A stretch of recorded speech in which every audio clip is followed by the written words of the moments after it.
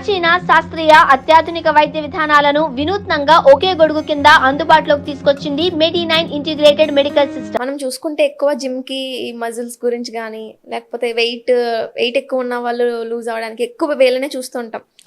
Thin girls వెళ్ళి heavy weight lifting చేయడం అనేది ఎంతవరకు కరెక్ట్ అంటారు? అంటే ప్రతిదానికి కూడా ఏదైనా ఇప్పుడు డైరెక్ట్ జిమ్ వెళ్ళి తిన్నున్నా అని చెప్పేసి 1 monthలో గెయిన్ అవుతామంటే అది డెఫినెట్లీ రాంగ్ పాలసీ. సో అలా అవ్వరు కూడా. అంటే ఒక పర్టికులర్ డైట్ అనేది ఉంటుంది, పర్టికులర్ టైం పీరియడ్ ఉంటుంది. 1 nightలో మనకి బాడీ బిల్డ్ చేయాలంటే it's not a easy thing.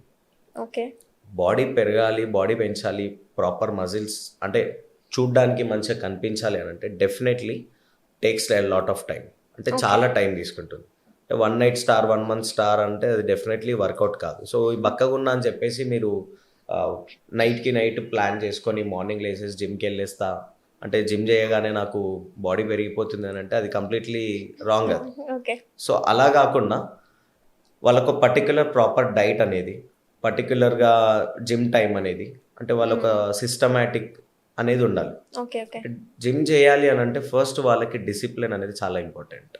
నేను బక్కగా ఉన్నా ఫ్యాట్ అయిపోతానంటే అది కాదు మ్యాటర్. సో వాళ్ళకి ఏంటంటే డిసిప్లిన్ అనేది ఉండాలి, కన్సిస్టెన్సీ అనేది ఉండాలి డెఫినెట్లీ. సో కన్సిస్టెన్సీ ఎవరికైతే ఉంటుందో అంటే నేను జిమ్ చేస్తున్నాను అంటే జిమ్ ఎందుకు చేస్తున్నాను అంటే బక్కగా ఉన్నా ఫ్యాట్ అయిపోవాలి. సో ఫ్యాట్ అయిపోయినాక జిమ్ ఆపేస్తాను ఇంకా అయిపోయా కదా అంటే అది that's completely wrong.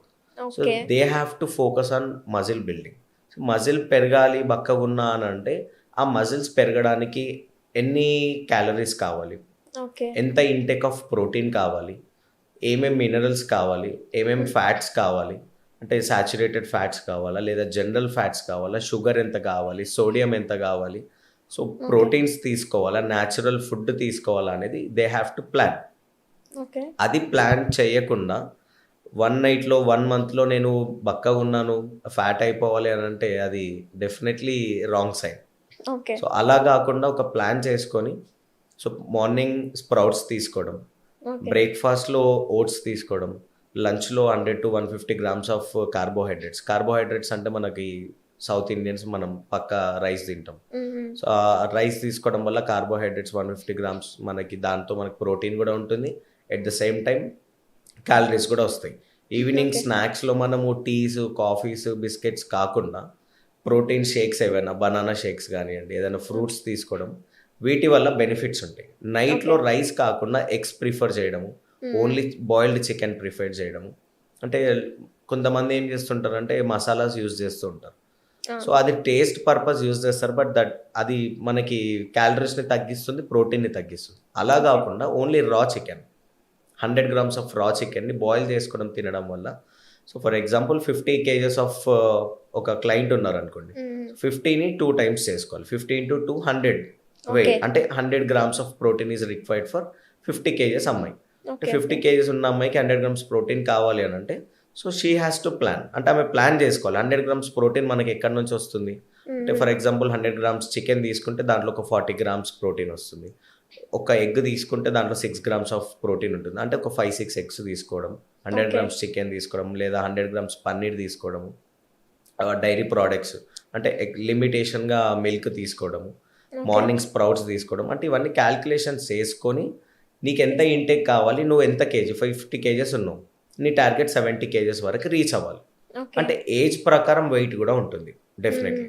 So 50 kgs వాళ్ళు అంటే like for example 20 to 25 age వాళ్ళు ఉంటారు, వాళ్ళు పర్టికులర్గా 60 kgs లేదా 55 kgs ఉంటే సరిపోతుంది. సో ఆ రేంజ్లో మనం అది డైట్ చార్ట్ చూసుకొని లేదా weight plus age diet chart చూసుకొని సో వాళ్ళు ఏంటంటే 50 నుంచి 70 టార్గెట్ పెట్టుకున్నప్పుడు సో ఈ 100 grams ఆఫ్ ప్రోటీన్ అనేది పర్ డే క్యాల్కులేషన్స్గా తీసుకొని 1 month టార్గెట్ పెట్టుకుంటే 30 daysలో వెయిట్ గెయిన్ అనేది డెఫినెట్లీ ఉంటుంది. ఓకే. ఇప్పుడు జిమ్కి వెళ్ళే వాళ్ళు ఖచ్చితంగా ఇది మ్యాండేటరీ అంటారా? ఈ పీనట్ బటర్ కానీ ఇవన్నీ మ్యాండేటరీయా? సో పీనట్ బటర్ అనేది డెఫినెట్లీ చాలా మంచిది. పీనట్స్ అనేటిదే ఫస్ట్ అంటే పల్లీలు అనేది చాలా మంచిది హెల్త్కి. ఎందుకు అని అంటే లైక్ హెల్తీగా ఉండడానికి లేదా హార్ట్ డిసీజ్ రాకుండా బోన్స్ స్ట్రాంగ్ ఉండడానికి సో పీనట్ బటర్లో ఏంటంటే లో గ్లైసమిక్ యాసిడ్ అనేది ఉంటుంది. సో దానివల్ల మనం డయాబెటీస్ని కూడా కంట్రోల్ చేయొచ్చు, బ్లడ్ ప్రెషర్ని లో చేస్తుంది. ఓకే. సో ఇది పీనట్ బటర్ యూజ్ చేయడం వల్ల మనకి మెగ్నీషియం కానీ, సోడియం కానీ, దాంట్లో ఉన్న ఆయిల్ కానివ్వండి, న్యాచురల్ ఆయిల్స్ యూజ్ చేస్తుంటారు. సో దానితో మనకి at the same time weight gain కూడా అవుతాము and it's a healthy diet. అంటే మనకి స్లైస్ ఒక బ్రెడ్లో మనం స్లైస్ బ్రెడ్లో పీనట్ పెట్టుకొని తినడం అనేది గుడ్ సైన్.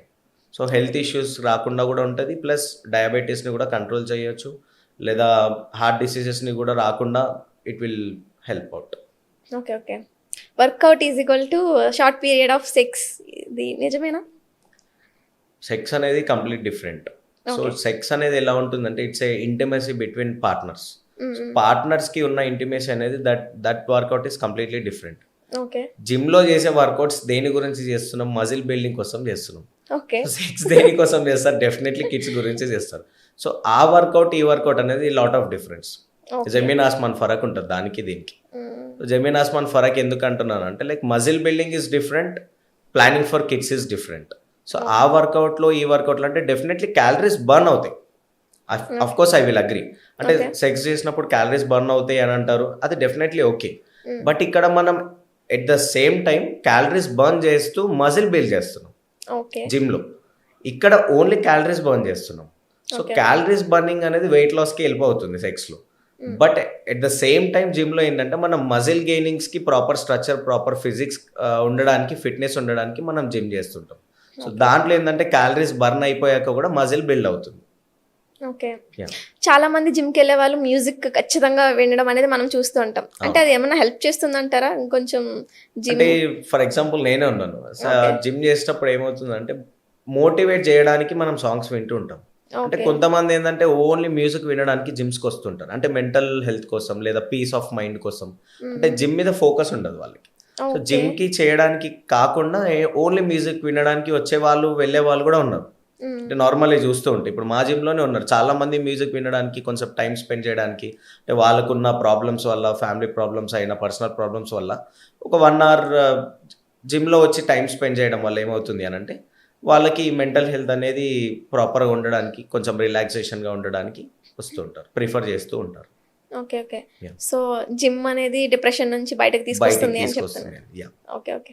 అట్లా అలా అని చెప్పేసి బ్రేకప్ అయిన వాళ్ళు డెఫినెట్లీ జిమ్కి పోవాలి, జిమ్కి వెళ్తుంటారు అంటే అది కంప్లీట్లీ మిత్. అది అంటే బ్రేకప్ అయిందని చెప్పి జిమ్కి వెళ్ళాలి, మజిల్ బిల్డ్ అనేది అది అవాస్తవం. అది జిమ్కి ఎందుకు వెళ్తున్నాం? ఫిట్నెస్ మెయింటైన్ చేసుకోవడానికి, బాడీ అంటే ఇప్పుడున్న ఫుడ్స్ తీసుకోవడం వల్ల మనకి hormones problem, fitness problem, bones problem రాకుండా ఉండడానికి మనం జిమ్లో మనం ఫిట్గా ఉండడానికి ప్రిఫర్ చేస్తూ ఉంటాం. ఓకే. కొంచెం మెంటల్గా కూడా ఖచ్చితంగా హెల్ప్ అవుతుంది. Okay. Okay. Thank you so much doctor. చాలా మంచి మంచి ఇన్ఫర్మేషన్ మాకు అందించారు, మాకు మా వ్యూవర్స్కి. Thank you so much.